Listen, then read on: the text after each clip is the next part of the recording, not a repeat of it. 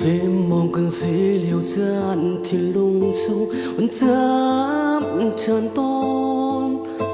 lòng rôn khóa rừng là ven sông á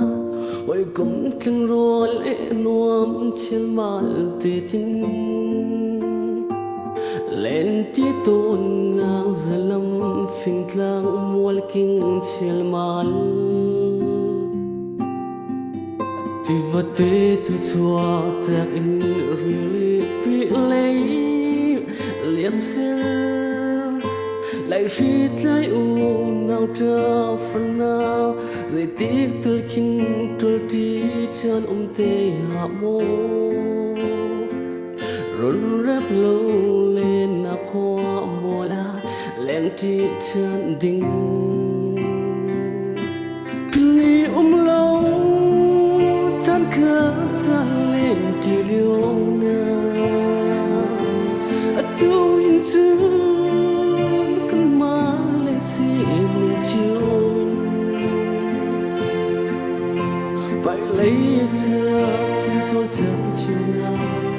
rằng cha muốn cho nó bận rộn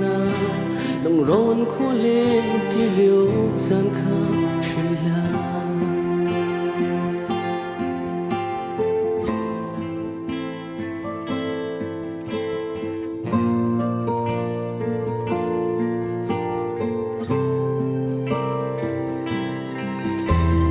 xem mong cần gì liều gian thiên lung sung vẫn dám tràn tôn lòng rộn quá rừng là ven sông ám vậy cũng kinh rồi hè nuông trên màn tê tin lên tí tôn ngang giờ lâm phình lang mua kinh trên màn đi vật tế cho chua ta in really bị lấy liêm sương lại rít lại u nào trở phần nào dây tiếc từ khi trôi đi chân tê hạ mô run rep lâu lên na khoa mùa la lên đi chân đình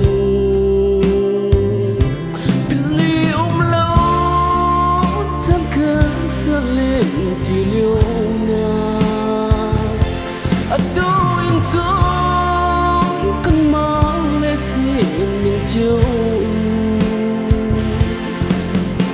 vậy lấy ra tin tôi dáng chiều nào làm cha muốn cha nước bên dù nào lòng rôn khóa lên đi liêu gian khá càng ngàn